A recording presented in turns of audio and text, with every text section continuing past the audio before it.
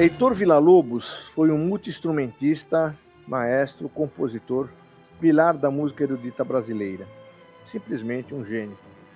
Suas músicas são executadas até hoje por orquestras do mundo todo. Foi, sem dúvida, o responsável por levar este gênero com tempero brasileiro, incorporando elementos culturais, indígenas, populares, folclóricos e regionais. Compôs mais de 1000 obras. Compunha para todos os instrumentos e gêneros. Em 1922, estreia na Semana de Arte Moderna e, como não podia ser diferente, foi duramente criticado pelo seu sincretismo musical, pela mistura de gêneros, enfim, pela riqueza de detalhes que ele colocava nas suas composições. Ainda assim, conseguiu ir para a Europa, onde foi finalmente reconhecido. Nessa época, durante os seus estudos, ele teve um auge de criatividade, compondo as famosas baquianas brasileiras, mostrando harmonia moderna e inovadora. Em 1931, já conhecido, viajou por 54 cidades do interior de São Paulo, se locomovendo por meio de trens, que o inspirou a criar o Trenzinho Caipira, essa música que vocês ouvem ao fundo, na abertura deste episódio. A escolha dessa obra não poderia ser mais feliz. Ela faz parte do repertório da Orquestra Parasinfônica do Estado de São Paulo. É realmente a melodia da alma. Nossa, mãe, que fardo, né? Que cruz que a senhora carrega. Essas frases, elas têm um teor de capacitismo muito grande. O capacitismo, ele é a discriminação com as pessoas com deficiência. Antigamente, eu passava pela vida pedindo desculpa para as pessoas.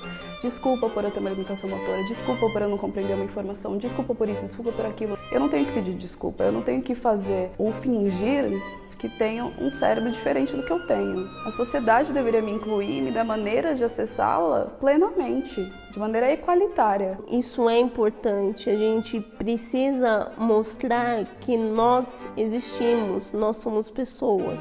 Pessoas com deficiência, apesar de serem minoria, assim como as outras minorias, elas não têm lugar de voz ainda na sociedade. E antes a sociedade nos colocava nos manicômios e finalmente alguns de nós estão acessando maneiras de ter fala. Então é nossa responsabilidade, dos que conseguem ter esse acesso, de falar, de reclamar, de pedir. Só que não dá pra gente fazer isso sozinho. Eu não posso simplesmente acordar um dia na minha casa e falar: eu não vou usar a cadeira hoje, eu vou ocultar a minha paralisia cerebral. Querendo ou não, as pessoas ainda passam por nós como se nós fôssemos fantasmas ou um problema que deveria ser descartado. Para mim, existir é desfrutar a minha vida e ter a minha independência enquanto pessoa. Somos todos capazes dentro de um viés equalitário. Para que a gente acesse todas as nossas potencialidades, a gente precisa ter os meios para isso. Somos todos capazes porque nós somos pessoas, ponto. A deficiência, ela não nos define porque a deficiência ela é uma característica nossa. A deficiência não é uma etiqueta que nos torna especiais. Todo mundo é diferente do outro. A personalidade é diferente, o modo de falar é diferente, a pessoa se veste diferente, se comporta diferente. A deficiência, ela é a diversidade. Então, toda vez que você vê alguém que tem deficiência, que tem um sonho e não está sendo realizado, é porque ela não está tendo meios de acessá-lo, porque todos somos capazes. Olá, Aida! Impactante, né? Os depoimentos, a introdução. Boa noite para todas vocês aí, as nossas convidadas para o nosso episódio de hoje. Gente bonita. Agradecendo desde já a ajuda da Ida Machado, que é coordenadora pedagógica da UPESP. Ela que deu todo o caminho das pedras. Praticamente o programa está pronto por causa da Ida. A Ida passou todas as coordenadas, o caminho das pedras, e já confesso desde já que é um aprendizado. Eu realmente não tinha a noção do tamanho que é a Orquestra Parasinfônica e do como, assim, nós temos que aprender em relação a todo o assunto, né? E esse é o objetivo do programa, do episódio, é falar sobre isso. E, obviamente, a gente aí, ao longo do programa, a gente vai ter algumas perguntas para fazer. Tudo bem, Aida? Me conta de você, fala um pouquinho sobre o que você fez aí na sua carreira, depois a gente vai falar sobre a orquestra, antes de falar com as nossas amigas aí, a Suzane e a Miriam. Tudo bem, doutor Bernardino? É um prazer estar aqui com você, com os seus convidados, os seus ouvintes, a Bruna, uma produtora maravilhosa, estar com a Miriam e a Suzane, nossas queridas, entre os nossos queridos todos da OPESP, e uma alegria muito grande. Agora já não é surpresa para nós, você tem entrado em contato com a gente para falar da OPESP em seu programa, que a gente tem visto e acompanhado, que é um programa muito interessante sobre música, medicina e esporte. Você, que é um médico e que se interessou tanto por essa temática que é extremamente importante, não é uma temática nova, mas é uma atenção mais recente que o mundo, e principalmente o Brasil, tem dado a essa importante questão, que é a questão do PCD, né? Que muita gente me pergunta, mas aí do que é PCD? Pessoa, como todas, mas que tem alguma deficiência, né? Na verdade, né, doutor, eu acho que todos temos muitas deficiências, se a gente for pensar na palavra deficiência como alguma coisa que possa não estar bem.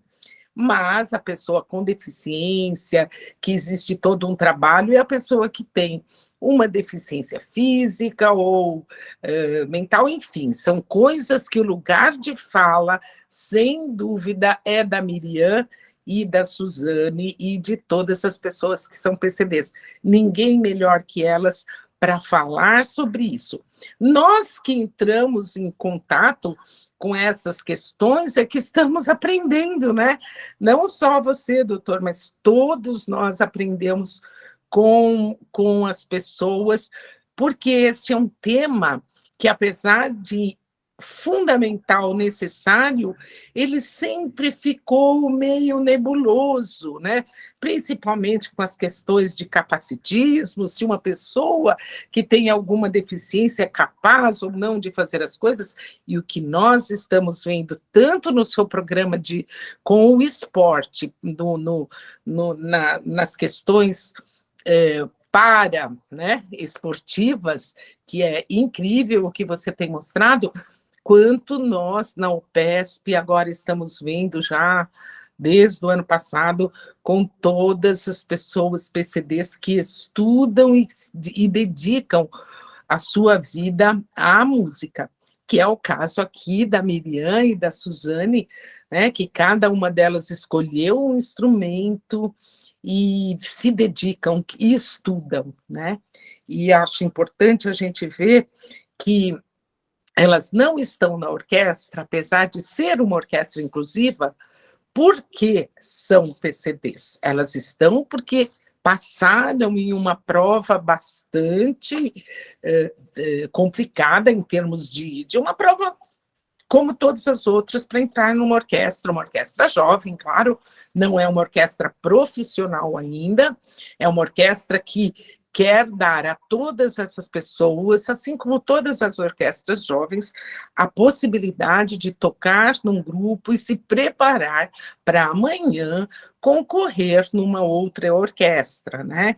Então, o nosso objetivo não é ficar na OPESP, o nosso objetivo que a OPESP seja um passo a mais na carreira de todos eles, sejam PCDs ou não PCDs. Por isso é que eles tiveram um teste, né? E a nossa orquestra também, doutor, como você bem sabe, não é uma orquestra para iniciantes, né? Quer dizer, é muito importante que a nossa ideia, a ideia que o Igor Caires, nosso Big Boss, teve ao criar essa orquestra, é que isso se difunda e tenham muitas outras orquestras inclusivas. Mas a nossa não é de iniciantes. O nosso processo seletivo, ele inclui obras que as pessoas, os músicos, devem apresentar. Então, lógico que alguém que está logo no início, está muito começando o instrumento, não é para a OPESP, mas a gente espera que, quem sabe, o projeto OPESP cresça tanto que amanhã a gente tenha uma orquestra para iniciantes, ou que outra pessoa, quem sabe nesse seu programa assistindo hoje, fique, puxa vida, eu vou investir também na OPESP e vou agora criar uma orquestra para iniciantes, uma orquestra inclusiva. Isso é sempre a nossa alegria. Este projeto criado pelo Igor e com o apoio todo que você sabe que estamos recebendo, inclusive o seu, é tão entusiasmante, é tão delicioso de se fazer, que eu acredito que outras iniciativas desta possam aparecer, né? Tinha que ser a Ida, uma pessoa ligada à música erudita. A Ida é uma obra muito importante de Giuseppe Verdi, né, que falava sobre o Triângulo Amoroso de Amores, a Ida, né, que foi uma princesa etíope que depois acabou se tornando escrava. É uma história bonita. Para quem quiser saber da história, eu acho que tem bastante coisa no YouTube, mas tinha que ser a Ida, né, a mentora, a coordenadora desse projeto, para começar a falar de música erudita, que não é muito falada no Brasil, infelizmente, mas que eu acho que está na hora da gente retomar, porque tudo começou ali, né? Então, Aida, por favor, nos fale um pouquinho aí sobre a orquestra em si, né? E aqui eu já tenho uma pergunta para você, do Wagner Altieri, que fala sobre a diferença entre sinfônica e filarmônica, e também concerto de sala, né? Qual seria a diferença desses três conceitos para a gente poder esmiuçar em cima disso? Tá. Ele quer saber a diferença entre orquestra sinfônica, orquestra filarmônica e talvez de sala. Ele está falando de música de câmara, né? De câmara. De grupo de câmara. Seria isso. Em princípio, sinfônica e filarmônica não tem diferença. Vamos entender por quê. A palavra sinfônica está ali, vem do grego, de onde vem também a palavra sinfonia, que é a forma de repertório mais comum das grandes orquestras, tem a mesma raiz, sinfonia. Toda orquestra grande, sinfônica ou filarmônica, toca sinfonia. Então, em essência, todas as orquestras são sinfônicas. No século passado, né, não no passado, já estamos no XXI, século XIX, no retrasado, olha só a gente falando assim, hein? No século retrasado XIX, quando essas grandes formações surgiram, muitos grupos foram formados dentro de sociedades de amigos da música, de amigos da harmonia. Olha a palavra filo, vem do grego também amigos, e harmonia, filarmônica, amigos da harmonia, amigos da música. Então, muitos grupos se formaram vindo de sociedades que criaram esses grupos, apoiaram e fizeram uma orquestra sem o apoio da instituição estatal, sem prefeitura, sem governo. Então, aí veio acrescido ao nome da orquestra a palavra filarmônica. Por quê? Porque era ligada a um grupo de amigos da harmonia, da filarmônica, grupos da música. E a sinfônica acabou o nome ficando mais para grupos de apoio estatal. Mas isso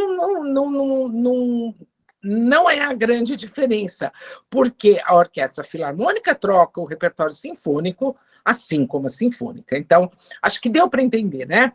Então, muitos grupos podem ter sido formados originalmente dentro de sociedades de amigos, mas depois até mudaram de nome ou mantiveram Filarmônica, mas passaram a ter o apoio estatal, então não há uma diferença neste sentido, né? A Filarmônica de Berlim, ela foi formada num grupo de amigos, mas os músicos eram de origem de uma outra orquestra, que depois se desligaram e fizeram. Mas há orquestras que tocam o repertório sinfônico e não levam nem o nome Filarmônica, nem o nome Sinfônica.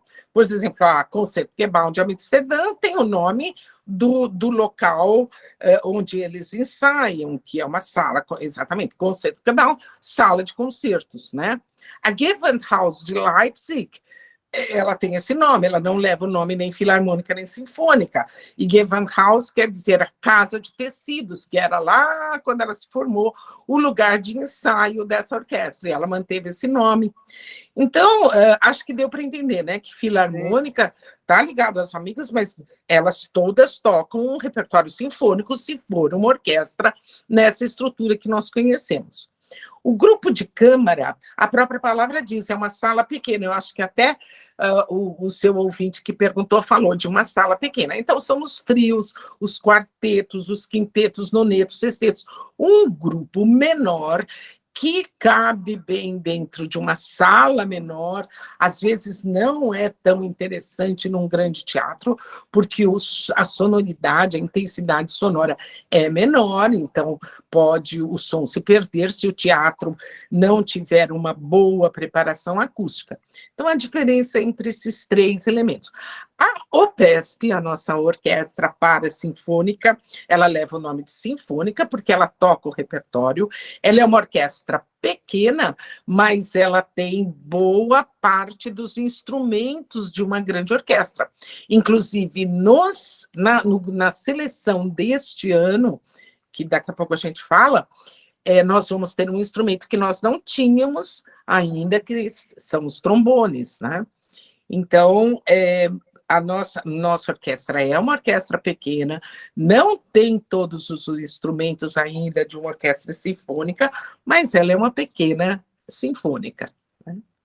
A própria palavra orquestra, ela vem do grego, né? Antigamente ela tinha o conceito de um palco elevado, né? Onde se apresentavam malabaristas, cantores, instrumentistas, grupos, etc., de circo, assim por diante. Depois isso ficou restrito ao que nós conhecemos hoje de orquestra, que é um agrupamento de instrumentos que aí vão executar as diversas obras aí ao longo da história. Só para que a gente possa situar um pouco de história, né? Bem legal, bem legal. Um pouquinho sobre o repertório, não sei se uma das meninas quer falar, mas você quer falar sobre, por exemplo, Heitor Villa-Lobos, né? Que é uma das músicas que está no repertório da Parasinfônica. Fica aqui como curiosidade para você que nos assiste, que Heitor Villa-Lobos foi tio-avô do Dado Villa-Lobos, que é esse guitarrista aí do Legião Urbana. Então é uma curiosidade e é interessante para os amantes do rock saberem que o nosso guitarrista veio lá de um dos gênios da nossa música erudita, que foi Heitor Villa-Lobos, né? Me fala um pouquinho sobre o Heitor, para que depois eu chame as meninas para falar um pouquinho também. Bom, Heitor Villa-Lobos, um dos grandes compositores brasileiros, a gente acho que todos conhecem, ou a maioria, né?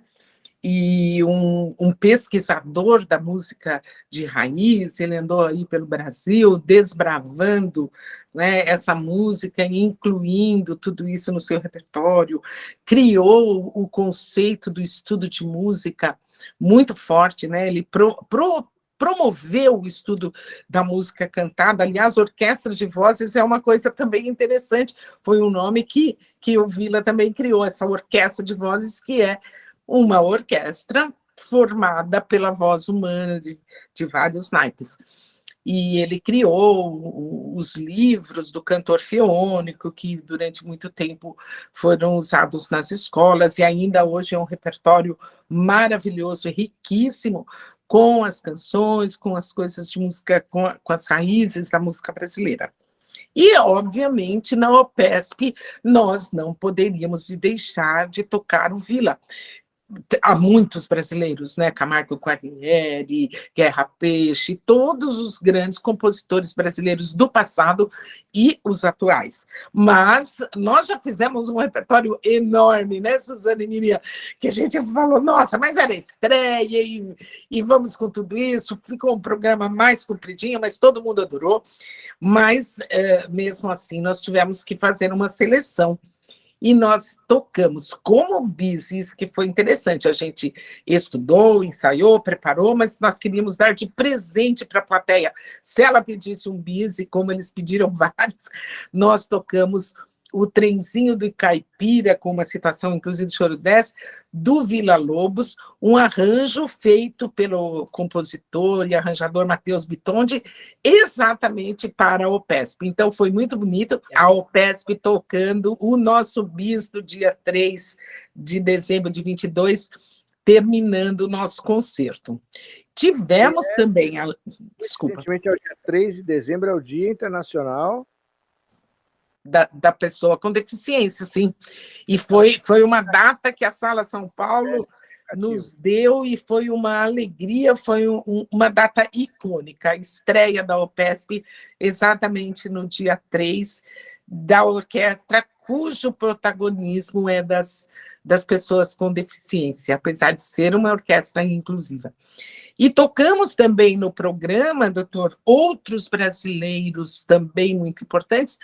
Tocamos uma peça do maestro e professor Neto Nessmale, que está com 94 anos, né? Foi quem criou uma escola em Piracicaba muito importante de música, que tem um trabalho excelente, e tocamos 2 brasileiros jovens vivos, uma peça do Rodrigo Morti e 2 peças para flauta e orquestra, flauta transversal e orquestra, do compositor Alexandre Guerra.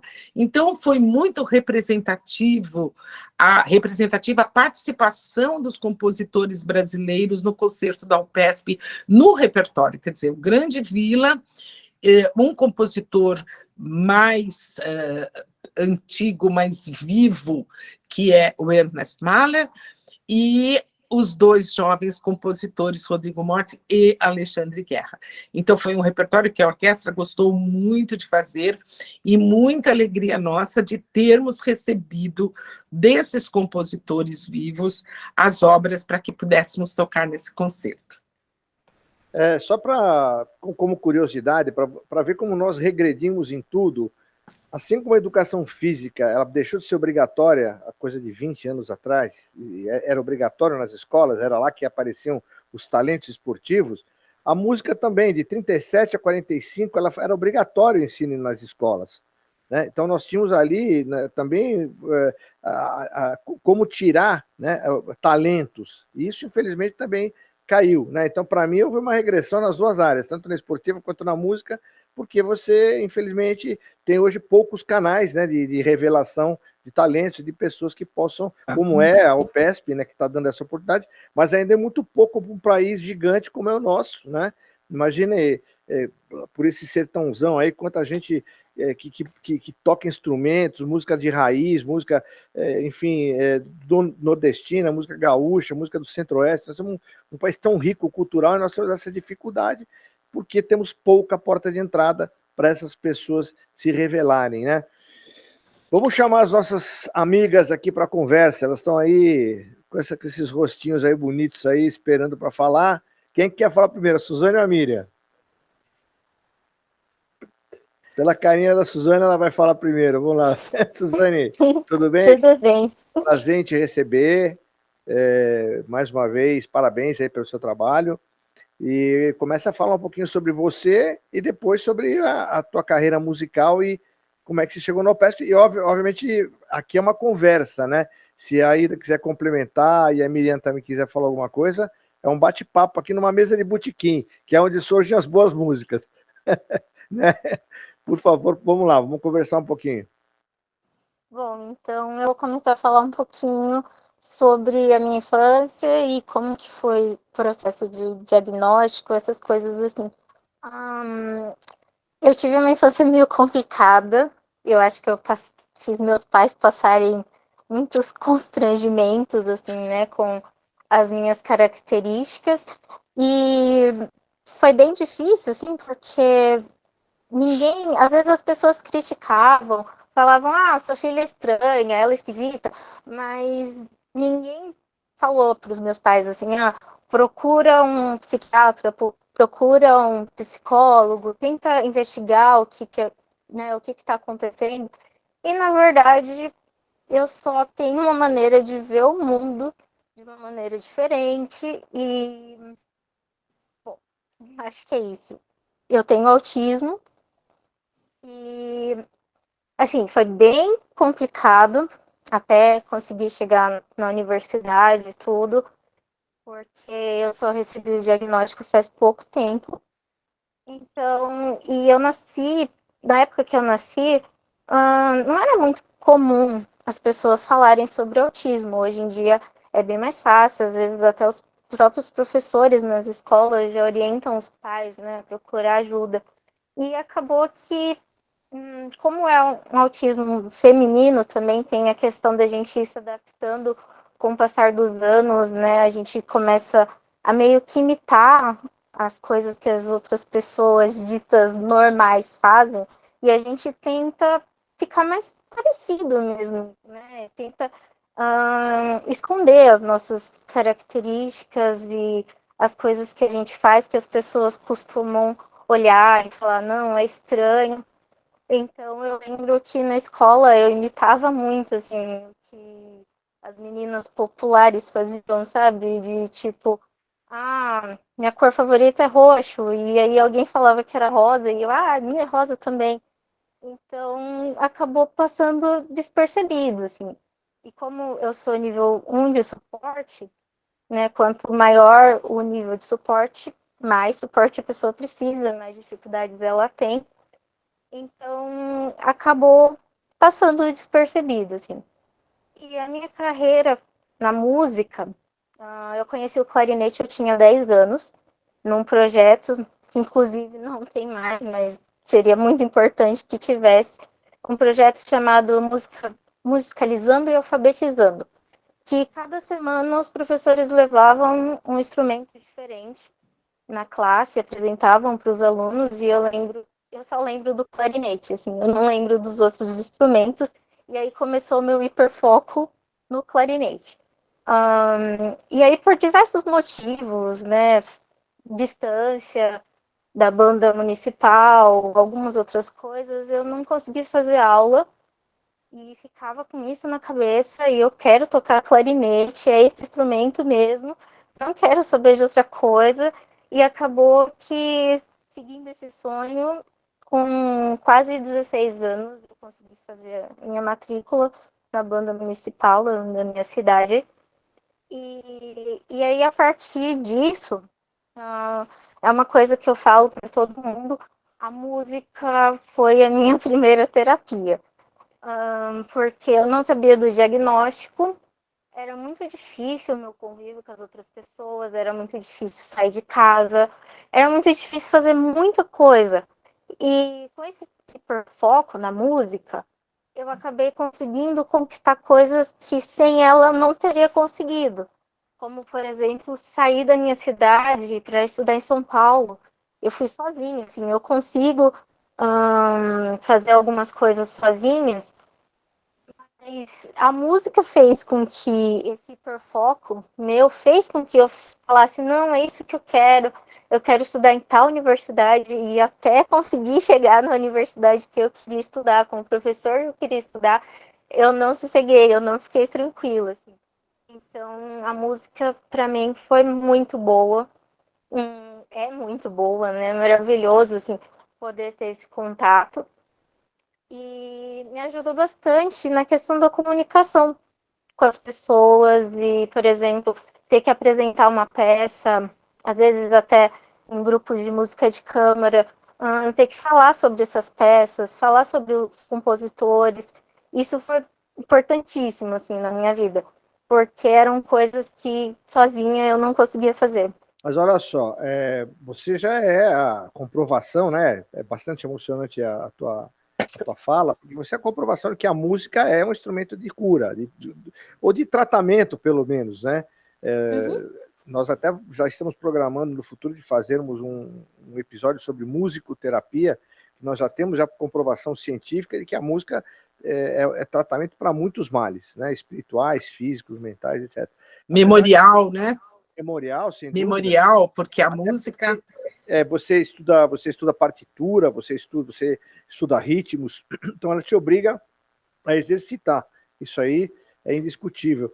Nós tivemos um episódio aqui de autismo, foi o 3º episódio desse canal, se vocês se interessarem. Nós tínhamos lá uma professora que lida com músicos que têm o autismo, mas músico como você, nós não tínhamos trazido, e por isso que eu fiz questão que você viesse, que, na verdade, não considero uma deficiência, né? O autismo é considerado apenas uma forma de ser, a pessoa é diferente no sentido de ser daquela forma, né? E as pessoas às vezes não entendem como sendo assim, né? Tanto é que você alcançou o nível que você alcançou como uma pessoa qualquer, né? Então é importante que a gente ressalte você, Suzane. Eu acho que está sendo bacana você estar falando a respeito, porque a gente às vezes fala com pessoas que têm filhos com esse transtorno, né? E que falam, não, mas olha, não dá, não vai conseguir, não, você não consegue, você consegue sim. A própria introdução aqui do nosso programa, nos depoimentos, mostra que se consegue sim, é só a gente ter o caminho, né? Mostrar o caminho e dar. Não existe sorte, sorte é encontro da capacidade com a oportunidade, né? Eu sempre falo isso. E foi o que aconteceu, e nós achamos essa pessoa maravilhosa. Suzane agora também casou, né, Suzane? Sim. Suzane vai logo fazer a família dela, que parabéns, fiquei feliz por isso também. Fala um pouquinho. Obrigada. Fala um pouquinho de você, dessa parte aí. Seu marido é músico também? Não, meu marido é enfermeiro. Ah, enfermeiro. E por coincidência, ele foi a pessoa que... Foi a primeira pessoa que falou assim, você é autista. E aí, a princípio, a gente fica, não, mas eu não sou autista, eu sou normal. E aí vem aquela coisa, né, de preconceito, de você achar que, um autista... Por exemplo, eu já ouvi algumas pessoas falando, você não tem cara de autista. Mas que cara o autista deve ter, assim? Então... Suzane, só uma coisinha, você é normal, sim. Tá? Não é a normalidade, sim. Não. É importante colocar isso, porque você mesmo acabou se colocando como sendo não é. Tá? Isso isso a maioria das pessoas pensa, e é isso que nós estamos tentando mudar, né? Ao longo dos programas, dos episódios, fala a respeito, né, da inclusão, dos obstáculos, né, e ao longo da história nós temos vários exemplos. Eu falei aqui sobre atletas judeus que não conseguiam competir.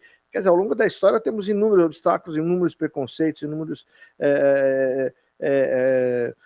dificuldades que são criadas para essas pessoas, né? E que a gente tem que ir tirando da frente essas discriminações para que se chegue ao resultado maravilhoso que é você tocando clarinete. Isso, então, já começa a utilizar isso. Você não é anormal. Sim, a princípio eu fiquei muito preocupada, assim, sobre, por exemplo, será que as pessoas vão me julgar, falar a clarinetista que tem autismo, ou qualquer coisa assim, e, tipo, ver o autismo na frente do que eu estudei tantos anos, e aí você vê na UTESP uma oportunidade, onde pessoas que são PCDs e pessoas que não têm deficiência nenhuma, tocando no mesmo lugar, e no final o resultado foi incrível. Quando eu vi aquelas primeiras notas do clarinete, parece que entrou na alma, assim, é uma coisa muito forte, que eu não sei explicar. Eu sou a Suzane Raquel Freitas e toco clarinete. Eu comecei a sonhar com música quando eu tinha 10 anos. Eu lembro que a professora levou o clarinete, ela tocou Asa Branca, e foi a partir daquele momento que eu falei, eu quero tocar isso.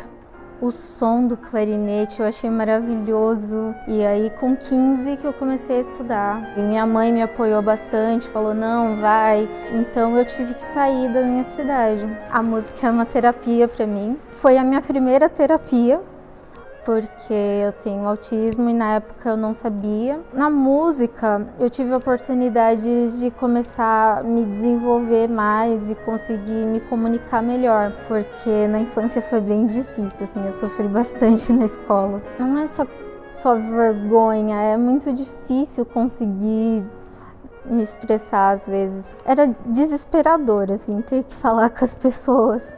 Foi um processo bem longo, tudo era muito complicado. Então agora eu sei que tem um motivo e eu sei que eu não sou estranha, sou apenas diferente. E a música fez com que aos poucos eu fosse conseguindo me soltar mais, aos poucos me direcionando e abrindo portas, assim, objetivos, né? Se existe Paralimpíadas, por que não pode ter uma parasinfônica? Quando eu recebi a notícia da UPESP de ter sido aprovado, eu fiquei muito, muito feliz, assim. Eu fiquei muito empolgada com o projeto. Cada coisinha nova que está acontecendo está sendo uma experiência única, assim, então é muito legal. Eu acho que minha vida se resume ao clarinete, à minha família e os bichinhos que eu adoro.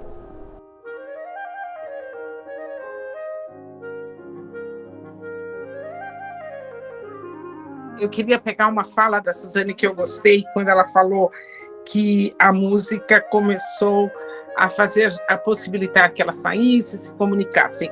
A gente não pode esquecer que a música é uma linguagem. É bem isso que a Suzane falou. A música é uma linguagem.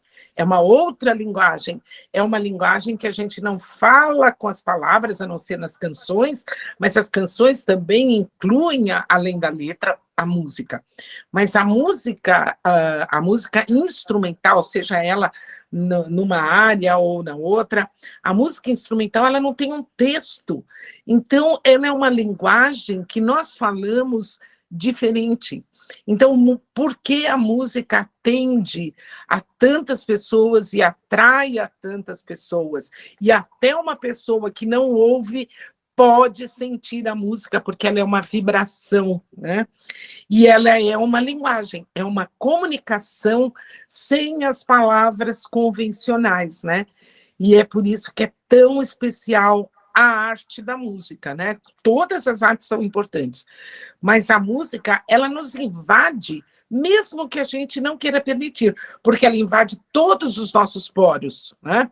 Ela é invasiva mesmo, ela não pergunta se ela vai entrar dentro de nós, por isso que uma pessoa que não ouve, que tem a surdez, ela percebe as vibrações da música e ela pode também aprender a tocar, a usar do instrumento e da música como linguagem, né? Miriam, e você? Como é que você vai? Eu vou bem. Essa moça bonita aí, essa moça que tá também, tá quietinha, ouvindo. Agora eu gostaria de ouvir você. Fala pra gente sobre você. Então, meu início de vida, ele foi bem complicado, assim, né? Porque eu nasci prematura, né? Eu nasci de 5 meses.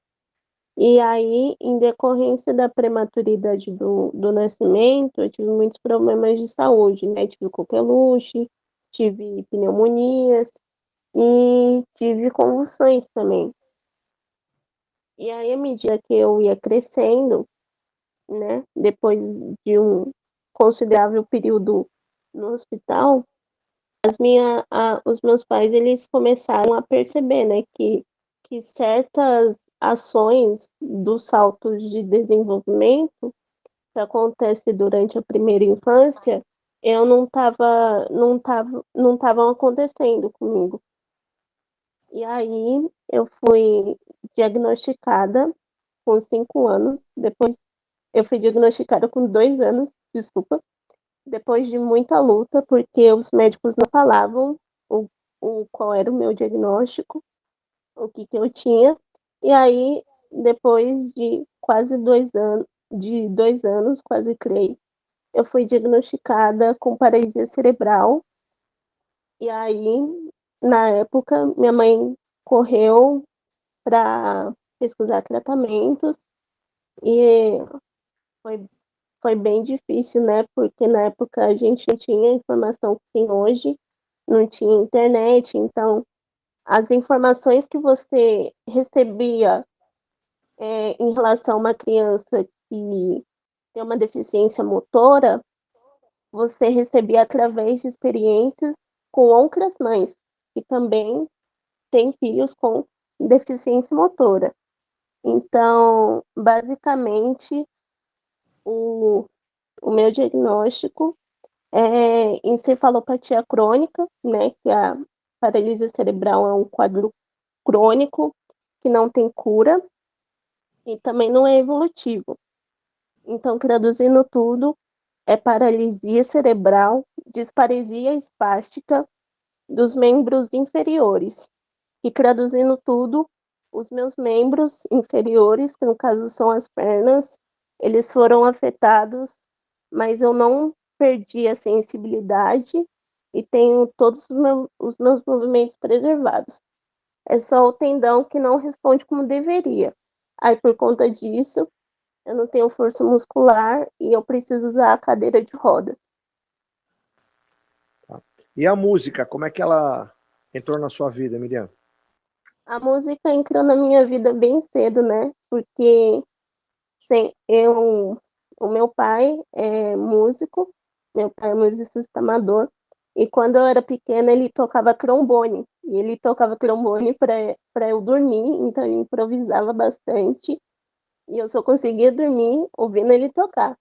E aí também, por conta disso, eu assisti muito concerto, eu gostava muito de ouvir música italiana, e aí foi aí que eu comecei a ver, né, as orquestras, e aí foi que eu comecei a me interessar para aprender um instrumento.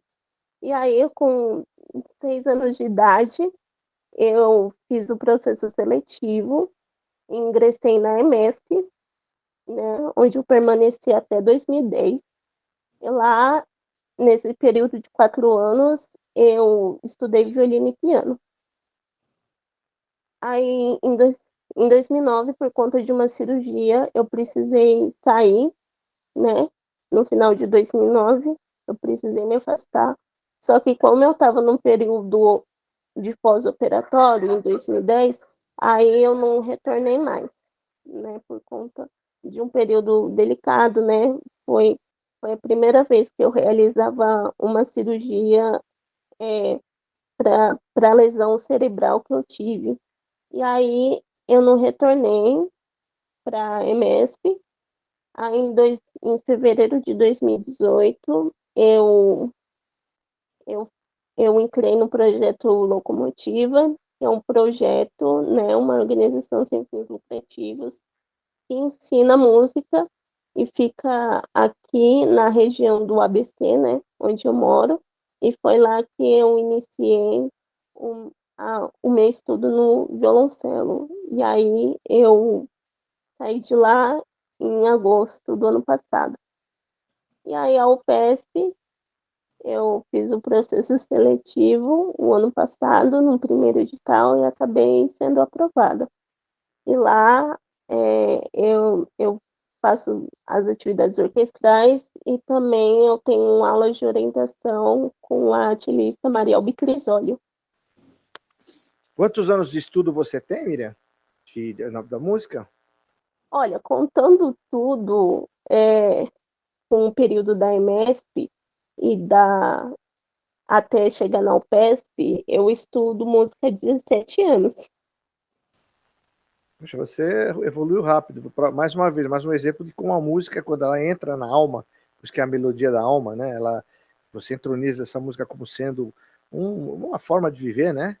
Você acaba fazendo assim progressos assim espetaculares, sob o ponto de vista mental, intelectual e físico, claro, porque afinal de contas você com isso também você se estimula a vencer tantos obstáculos que foram postos para você. Por isso que eu acho que vocês são mais vencedores do que muita gente, porque vocês encontraram alguma coisa a mais que pudesse impedir e vocês passaram por cima disso, né? Agora eu me sinto como se eu pudesse voar. Parece que tem superpoderes agora. Meu nome é Miriam e eu toco violoncelo. A música sempre esteve muito presente na minha vida, então foi algo muito intuitivo. E eu sempre gostei muito de ver aquela sincronia da orquestra, a magia do som. Eu sentia que era parte de um outro mundo, assim, um mundo meio mágico, um tanto místico até. Que a música ela tem esse poder, né, de trazer essa viagem. Eu sou muito imaginativa, então se eu ouço uma peça específica, vem uma cena na minha cabeça, ligado mais à minha imaginação, à minha fantasia mesmo. Eu comecei os meus estudos no projeto Locomotiva e foi lá que eu iniciei a minha jornada no violoncelo. A maior dificuldade, acho que foi me conhecer mesmo como pessoa, conhecer todos os limites do que eu consigo ou que eu não consigo fazer. Quando você fica muito na sua zona de conforto, aí você olha algo diferente e você fica, olha, parece legal isso daqui. Ah, mas eu não vou fazer porque é muito difícil. Geralmente tem esse tipo de pensamento. Teve uma parte doce de tudo isso, que eu fui muito mais além do que eu imaginava. A OPESP, ela representa para mim o início da minha jornada na música. Eu acho que ela simboliza também uma mudança de expectativa na vida de pessoas com deficiência, de pais atípicos, familiares que têm algum conhecido com deficiência, alguém dentro da própria família. Então isso é muito legal. Carregou toda a minha jornada significativa e o que isso trouxe para mim. Eu me sinto muito realizada. É como se você estivesse numa praia vazia e a neblina saísse e você conseguisse ver a luz do horizonte assim no mar. É muito interessante.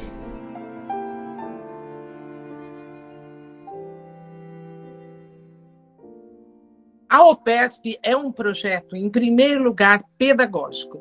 O resultado artístico é o resultado de um trabalho pedagógico. Por isso que, diferentemente de outras orquestras jovens, a nossa orquestra dá aulas. Elas têm uma bolsa de estudos, que essa bolsa, além da bolsa para elas, elas têm uma bolsa de aulas, né? Os alunos têm aulas durante um período. Eles trabalham a técnica do repertório, trabalham o repertório, trabalham a técnica do instrumento, trabalham o repertório, trabalham técnica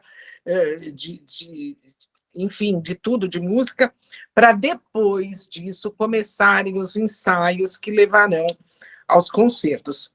E é isso que a gente acredita, que não há mais pessoas com deficiência nas orquestras, não porque as orquestras não aceitem de forma alguma, mas porque as pessoas não têm. Na fala da Miriam e da Suzane apareceu, não há escola suficiente para receber pessoas que tenham alguma dificuldade na aprendizagem, assim como não há escola suficiente para receber pessoas com dificuldade de aprendizagem de qualquer coisa, né? Quer dizer, mesmo nas escolas regulares, a gente vê criança com alguma dificuldade e o atendimento é muito precário, a não ser em escolas que tenham muito dinheiro e que sejam sábias e bem orientadas para isso. Então, não há muitos professores de música aptos a trabalhar com alguma dificuldade a mais do que a dificuldade natural de todo mundo. É preciso dizer para Miriam, vamos tentar sair da cadeira de rodas e tocar numa cadeira o seu violoncelo, e isso foi feito com ela pela primeira vez na OPESP, pela professora que ela citou, a Marialbi. Quer dizer, eu não culpo os professores por nada, eu só acho que quando a gente se dispõe a dar aula para alguém que tem uma tetraplegia, que tem autismo, que tem um braço a menos, ou que faz uma série de outras coisas, como por exemplo, um dos meninos do trompete que faz... como chama? Agora... Hemodiálise. Que faz diálise, eu estava com a palavra, que faz diálise, você tem que ter paciência, que ele vai chegar um dia não tão energético, tal, porque fez a diálise. as pessoas que dão aula precisam estar mais preparadas. E isso não é culpa de um ou de outro, é culpa, às vezes, do interesse, da falta de tempo. Então, tem muitas pessoas que estariam hoje envolvidas com música e são PCDs se tivesse lugar mais para dar aula a elas, para elas mostrarem essas pessoas que elas são capazes como qualquer pessoa. Inclusive, era uma conversa minha como coordenadora com os meus professores, não tem que ter dó. Se não estudou, leva bronca do mesmo jeito.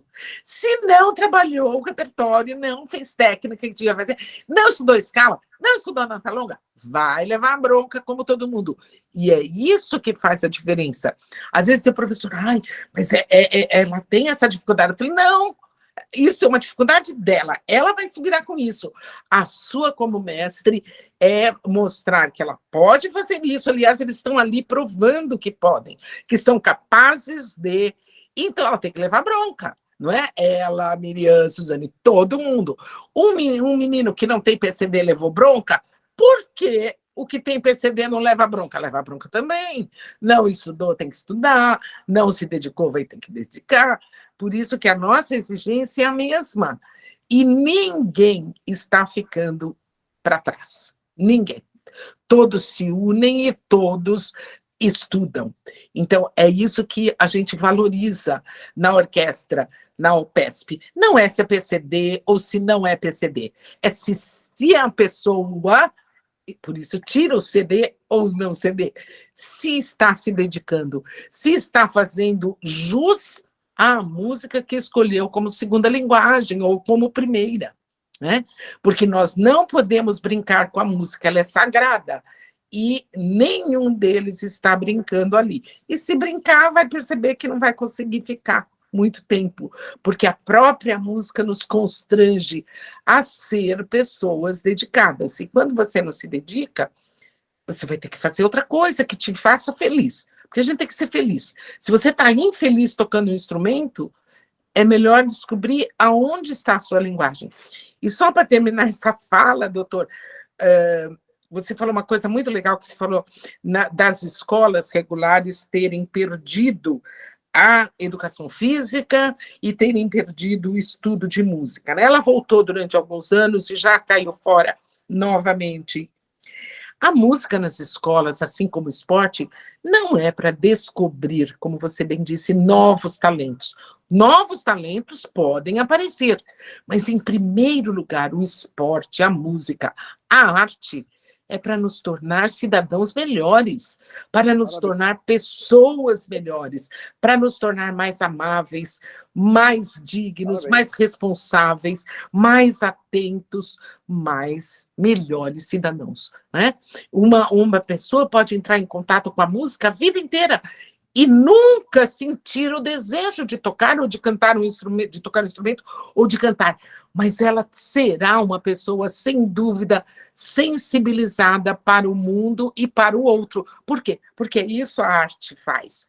Ela não está ali para descobrir talento, ela faz com que um filho não mate sua mãe, né? Quando a música está presente ali.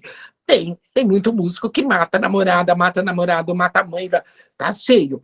Mas a música está ali como ponto de alerta. A educação física que fez essa pessoa respirar melhor, processar o seu corpo melhor, está ali em alerta.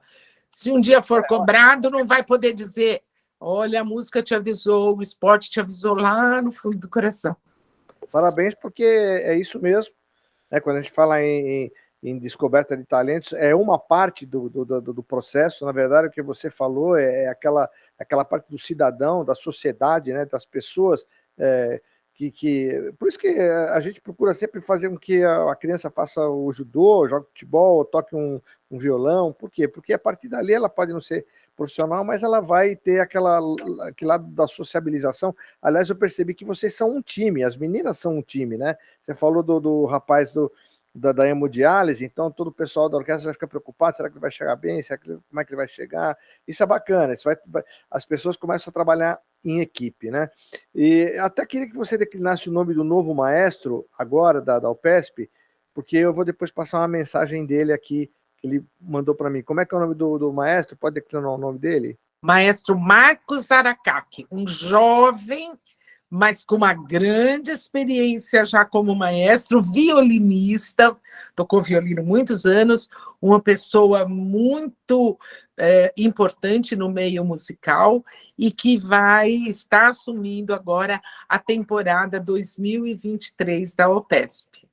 Olá, querido Dr. Bernardino, com muita alegria eu gravo para você e para o seu público esse áudio. O meu nome é Marcos Aracaki, eu sou natural de São Paulo, ex-aluno da querida professora Aida Machado, quando eu estudei no Brooklyn com ela, quando eu ainda tinha 12 anos, há muito tempo atrás. E é um prazer receber o convite dela e do Igor Caires, idealizador e diretor executivo do projeto da Orquestra Parasinfônica de São Paulo. Quando eu recebi esse convite, eu fiquei profundamente tocado pela missão desse grupo, pela sabedoria e sagacidade da proposta, em que são inseridos PCDs junto com pessoas não PCDs para produzir música de qualidade, música sinfônica. Então, para mim, é uma alegria muito grande, depois de trabalhar 9 anos na Orquestra Filarmônica de Minas, um projeto vencedor do governo do estado de Minas, 4 anos na Orquestra Sinfônica Brasileira, mais 4 anos na Sinfônica da Paraíba, 4 anos na Orquestra Sinfônica da Universidade Federal da Paraíba.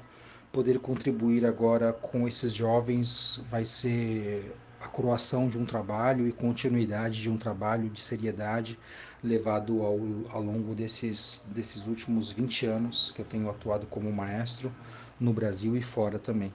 Então eu estou muito feliz com este convite, trabalhar com a Aida e com o Igor vai ser com certeza maravilhoso e a gente tem muitas novidades esse ano para a orquestra, a professora Aida pode adiantar algumas para você e espero poder rever você e toda a sua audiência nos nossos concertos, não percam, siga a gente nas redes sociais e no YouTube também. Obrigado por esse convite, um grande abraço para você, Bernardino.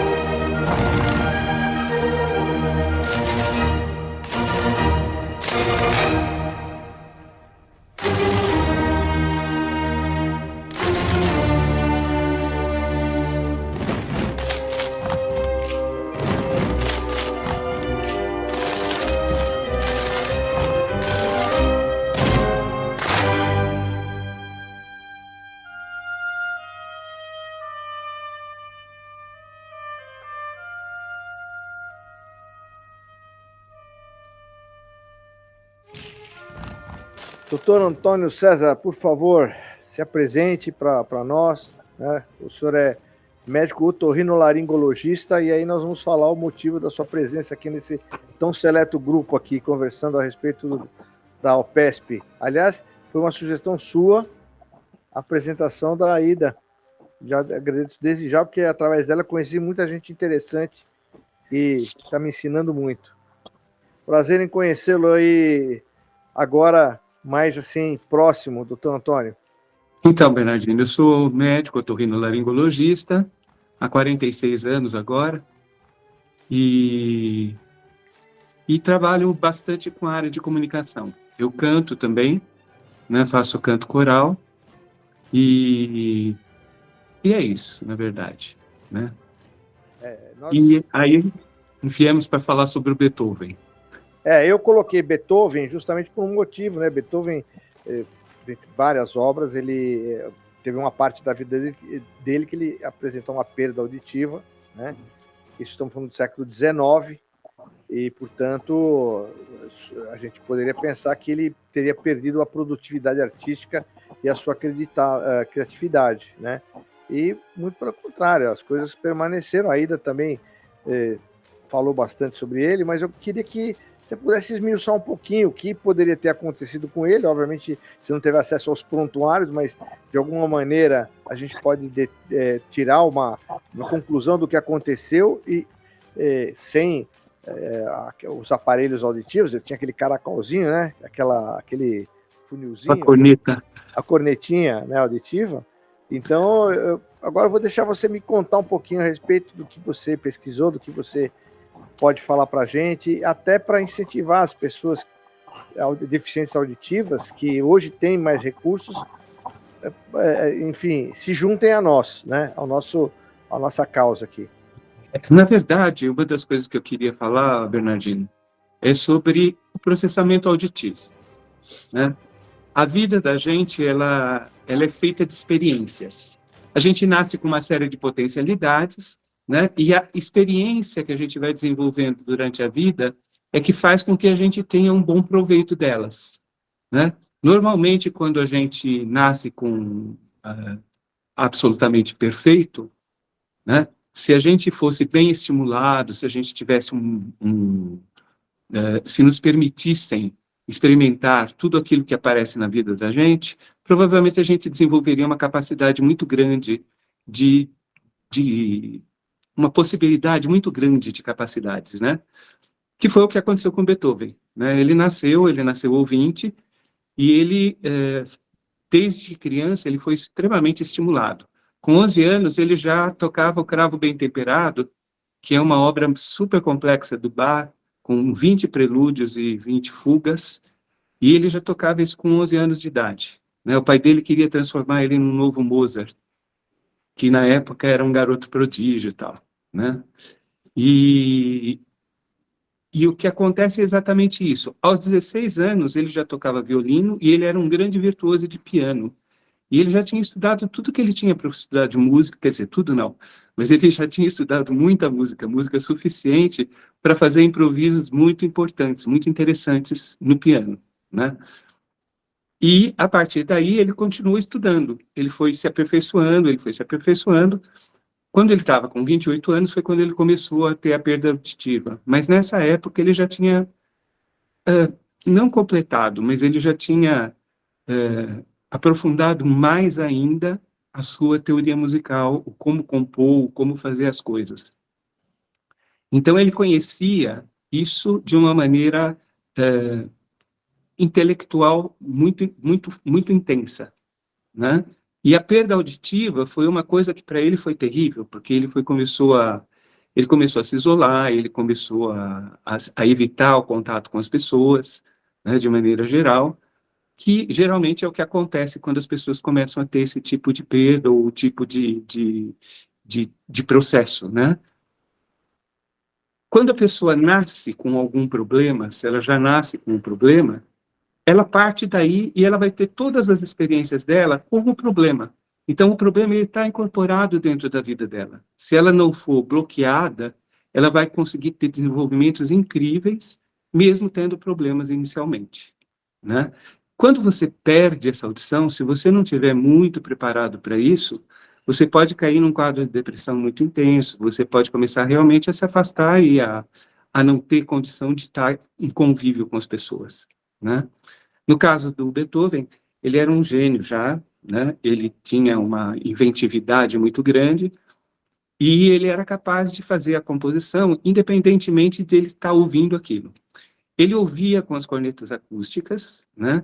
ele encostava a corneta no piano e através da vibração, através da coisa, ele conseguia ter uma amplificação e ele conseguia distinguir os sons até um determinado ponto. Chegou a um determinado ponto onde ele já não ouvia, né?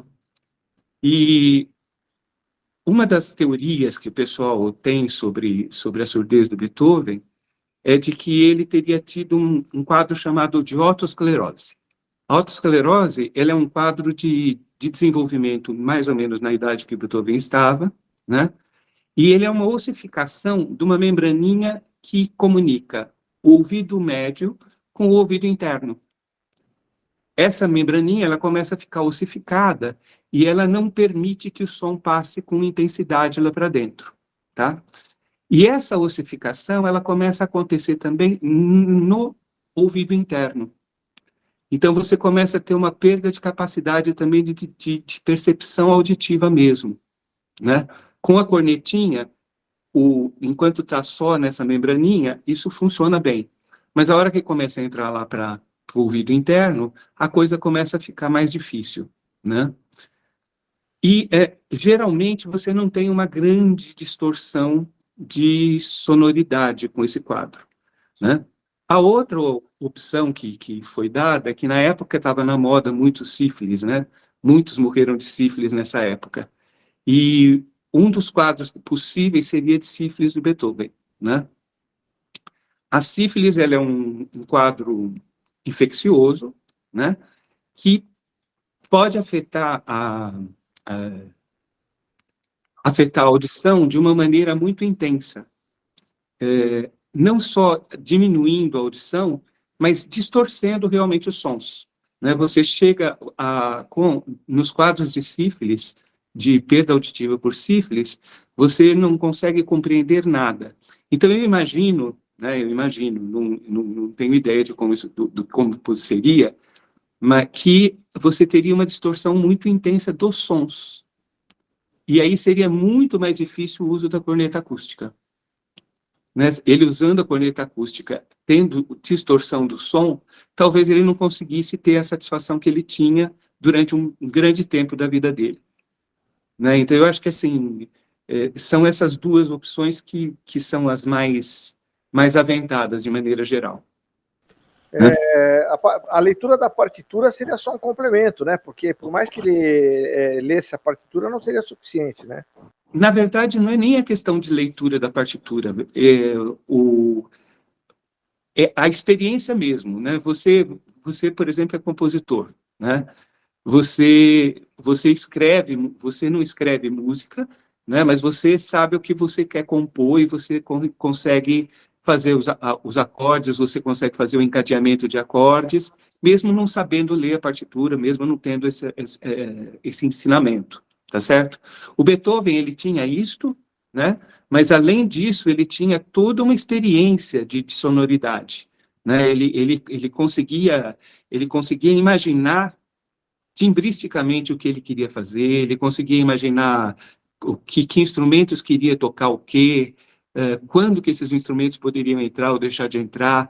Então, ele era um cara que tinha uma experiência, uma bagagem, que não era só a questão de conhecer a escritura musical, né? Mas de conhecer realmente profundamente como essa escritura caminha, como você faria isso, né, Aida?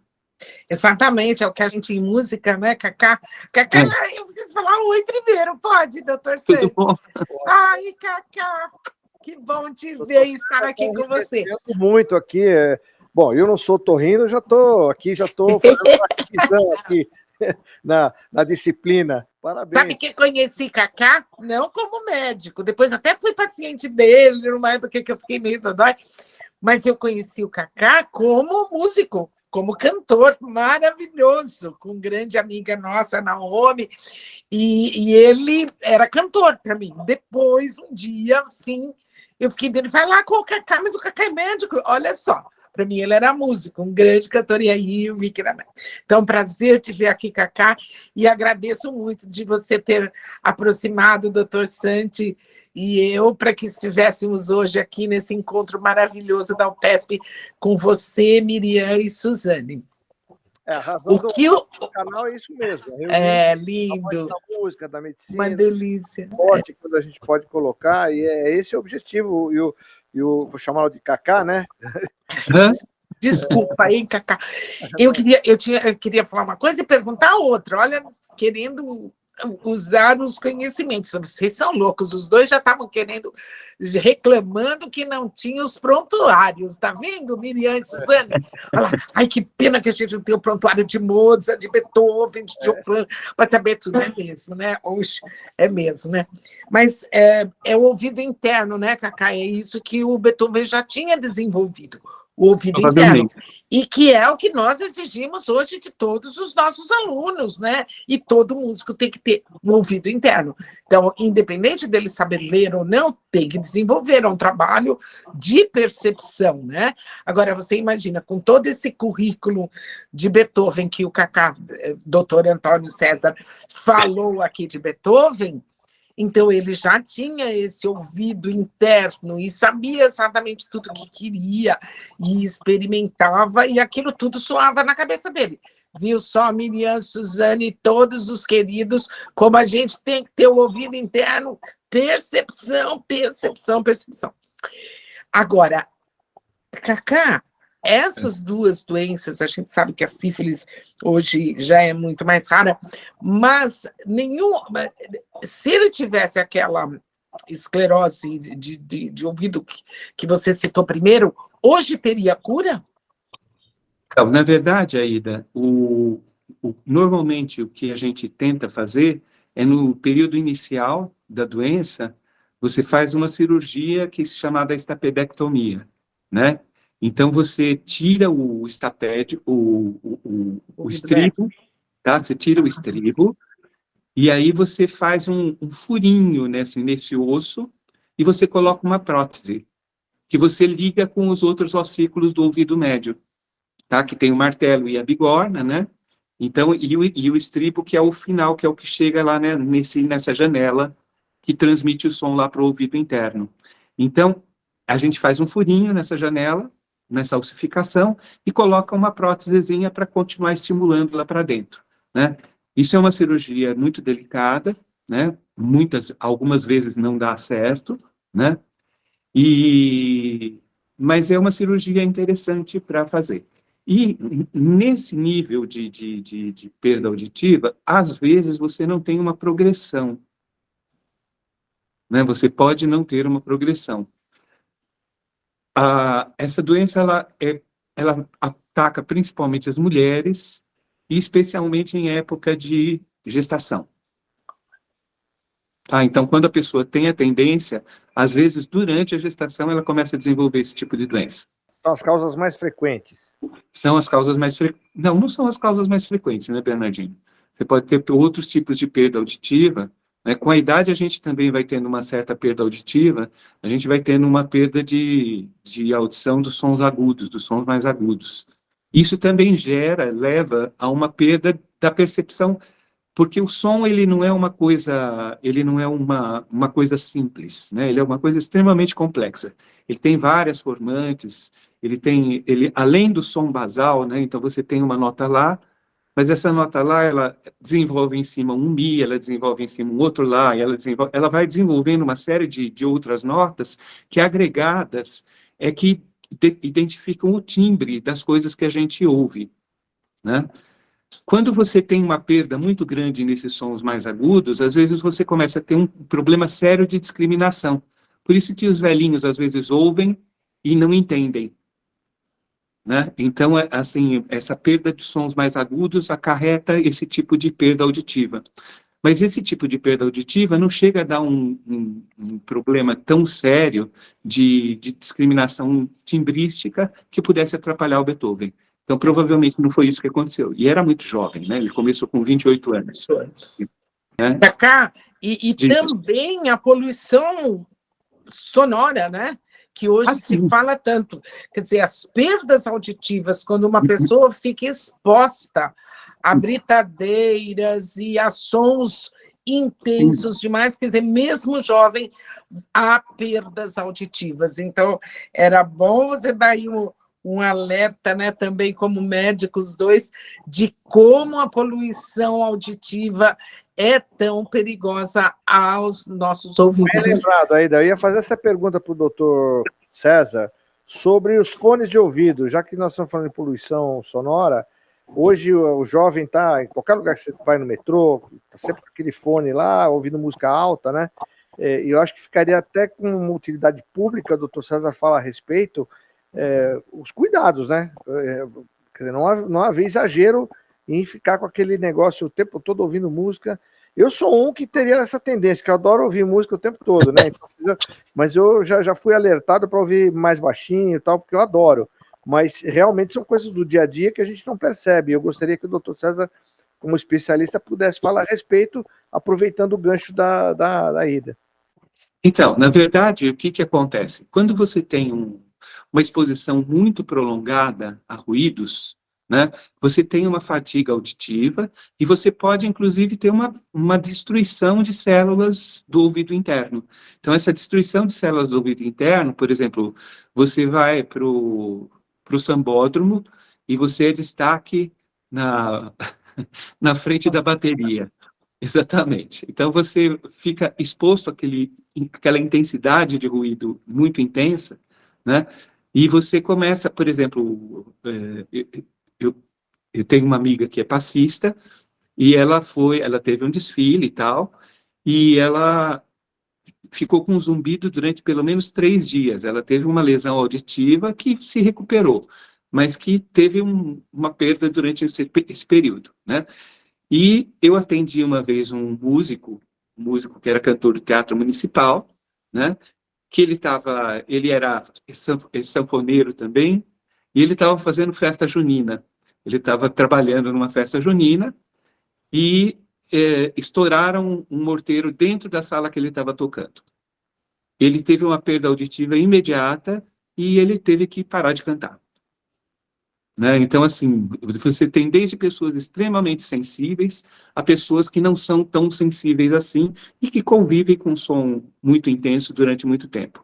Mas, assim, normalmente o que se preconiza, né, e principalmente em questão de leis trabalhistas e tal, é de que acima de 80 decibéis você tem que ter um período de repouso, você tem um período de trabalho e um período de repouso para você poder ir com EPI. Né, com equipamento de proteção individual, para você não ter um sofrimento muito intenso. Né? Então, quer dizer, o fone de ouvido diminui. Se for utilizado em intensidade máxima, com certeza pode causar problemas muito sérios de audição. O que a gente, inclusive, aconselha, né, é que é melhor ouvir uma caixa acústica um pouquinho mais intensa, mais longe, do que o fone de ouvido perto, ainda que suave, né? Porque ele está muito perto, então a caixa está mais longe. Então, esse negócio de ir na balada, subir lá no palco, ficar do lado do guitarrista, saxofonista, baterista, esquece, hein, gente? Perigo total, perigo, né? Então, ficar ao lado de uma britadeira. E aí a gente vê quanto o trabalhador aí fora está submetido. Depois diz que não. Eu tive uma pessoa que trabalhava para mim que gritava, viu, doutora? Ela gritava, e eu, Dona Maria, não estou ouvindo, porque eu tinha que gritar com ela. Aí eu levei ela no médico, ela tinha tido uma perda, auditiva muito grande. E depois eu descobri que na juventude dela, ela trabalhou muitos anos numa fábrica de tecidos, com aqueles teares enormes na frente. E ela gritava, todas gritavam para se ouvir, mas, ao mesmo tempo, ela foi perdendo a audição. Né? Então, é muito cruel quando uma empresa não cuida de seus trabalhadores e quando nós mesmos, isso é o mais triste, sabemos dessas coisas e voluntariamente nos submetemos a uma poluição sonora grande, né? Sim, exatamente. Nossa, tá boa a conversa, hein? Gostei demais das explicações do Dr. César, nada como eu vi o especialista, e até já complementaria essa pergunta em relação às meninas, né, que são as musicistas da orquestra, se no caso dessa exposição, com esses ensaios, com, enfim, com as apresentações, elas se constituem, como qualquer musicista, grupo de risco a uma perda auditiva ao longo do tempo, porque também ali você está, por exemplo, se você está no meio de 2 ou 3 violinos, você está ali ouvindo uma intensidade de música com frequência e com uma intensidade a ser definida. Essa é uma pergunta que já me fizeram e eu não soube responder porque não é a minha área, mas no caso também seria digamos, um fator de risco para que houvesse um desenvolvimento de deficiência auditiva? Os próprios músicos que estão ali na orquestra? Então, normalmente, assim, quando você está exposto a um ruído muito intenso, isso realmente pode acontecer, né, Bernardino? Mas, por exemplo, assim, se você tem, principalmente na frente dos naipes de metais, né, que são os instrumentos de sopro que produzem um som muito mais intenso, isso é uma coisa que pode incomodar, sim.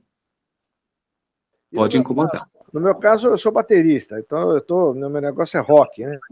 Banda de rock, bateria, apesar que eu gosto de toda a música. Claro. Ouvem até Luiz Gonzaga, eu gosto de tudo que é bom, eu gosto, né?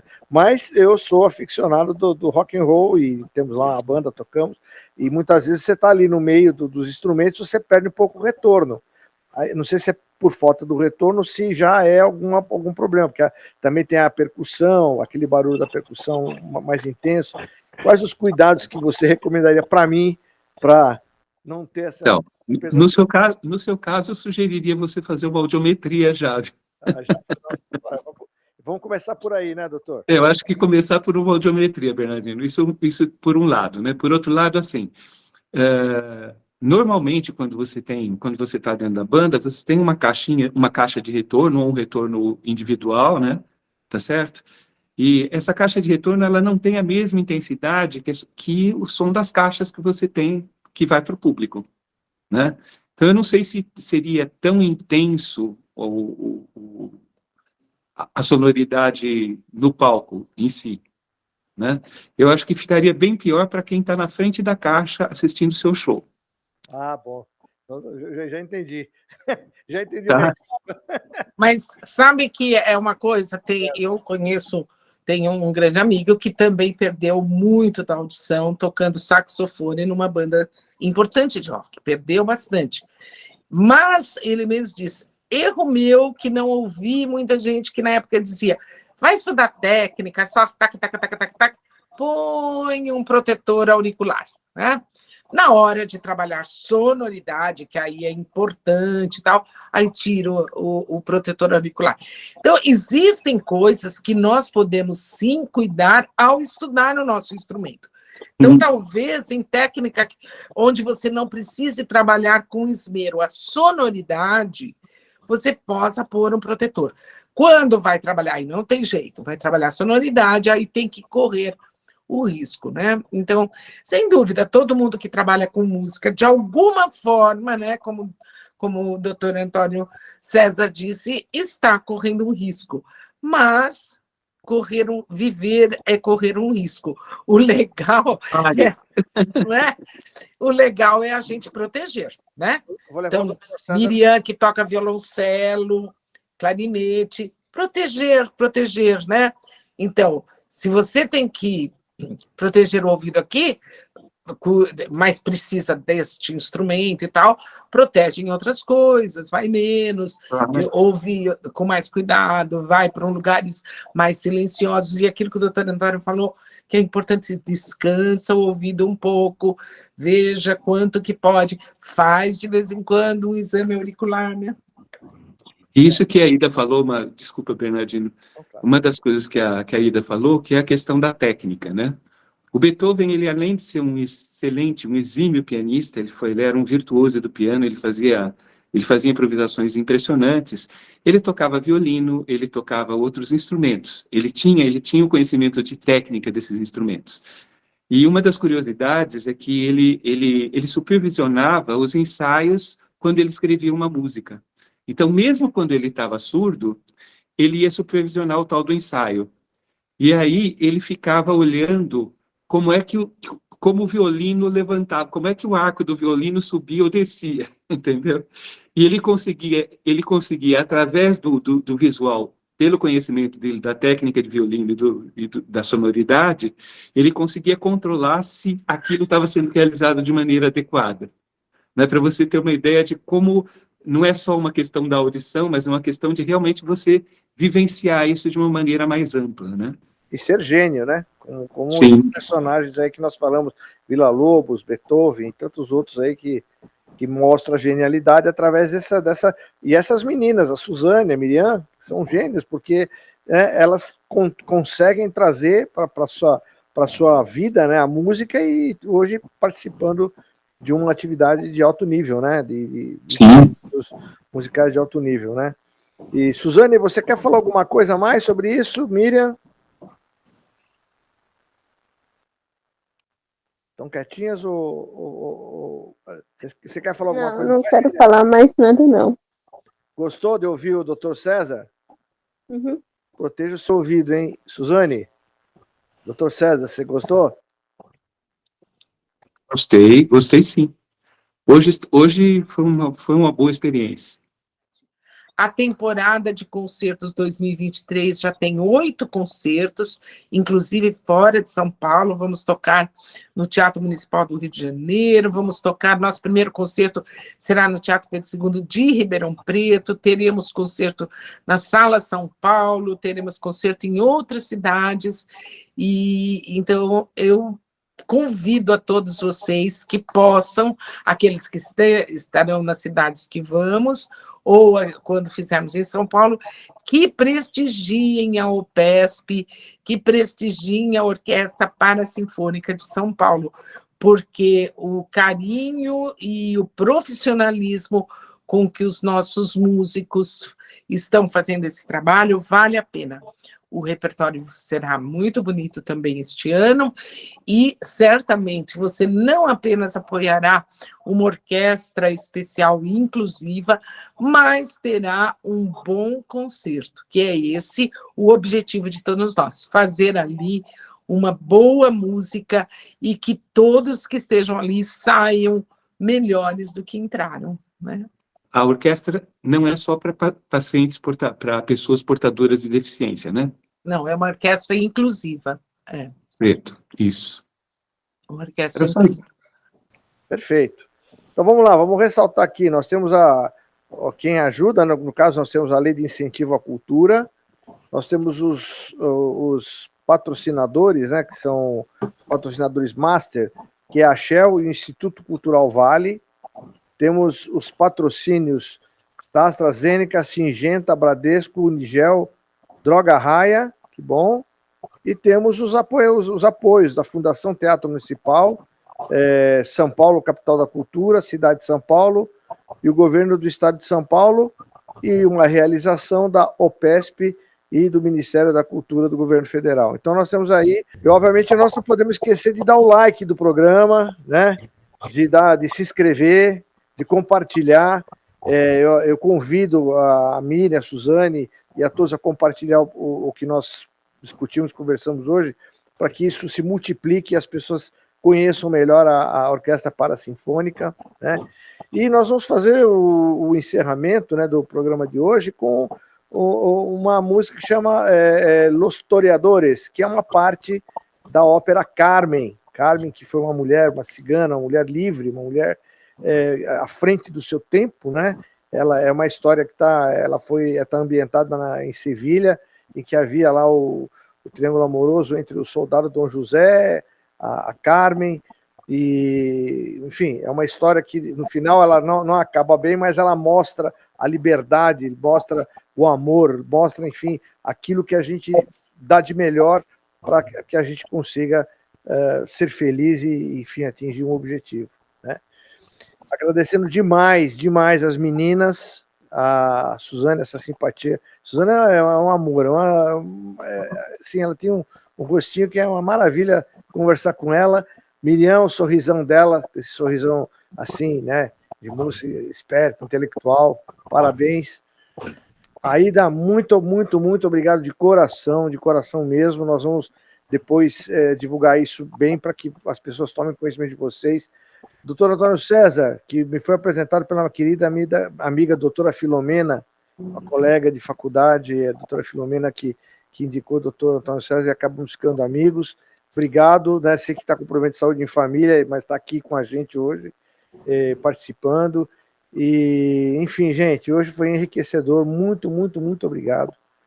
E vamos ouvir, então, o encerramento da Carmen, com a Carmen do programa, e que a gente possa fazer mais programas. Doutor Antônio César vai ser convidado como o meu consultor lá na frente da banda. Vou levar ele para falar, está muito baixo, está muito alto, está tocando mais baixo, mais alto aí.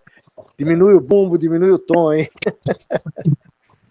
Tá bom, doutor César, muito prazer em conhecê-lo. Gostei Prazer demais também, Bernardino. de conhecê-lo. Gente, um abração, obrigado por tudo mais uma vez, de coração. E vamos lá, vamos trabalhar para que a gente tenha uma sociedade melhor para todos, uma sociedade inclusiva e um país melhor. Um abraço a todos. Abraço, Bruno. Obrigado.